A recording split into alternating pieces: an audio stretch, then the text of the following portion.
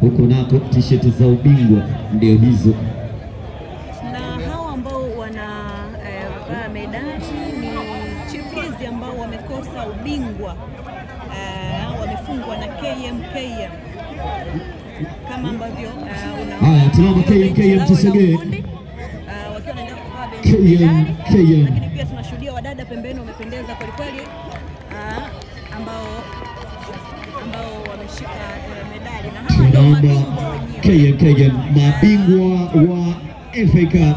Mabingwa hawa timu ya na kukumbusha ya Ibrahim Baka, kama ambavyo unafahamu wanajeshi hawa na hawapo kinyonge. Mabingwa wa FA Cup msimu 24-25. Ndivyo alikuanziwa wa KMKM kutoka na ushindi wa goli 4-2 dhidi ya Chipukizi katika fainali ya Unguja, wakishinda katika moto mikwaju ya penalty dhidi ya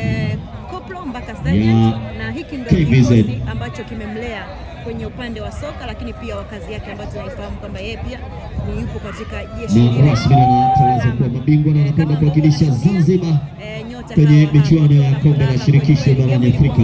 Wameshinda mabao 4.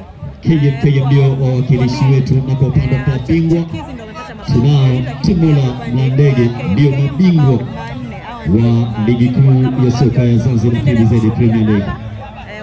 Na kwa upande wa shirikisho na bodi ya ligi, shirikisho na wamebakiwa na ligi ya wanawake ambayo inaendelea kwenye viwanja vya Maubii hapa, lakini kwa upande wa michuano ya wanaume tayari wakilishi wote wameshapatikana, kwa maana mwakilishi wa klabu bingwa ambaye ni Mlandege, lakini pia mwakilishi wa kombe la shirikisho ambaye ni KMKM,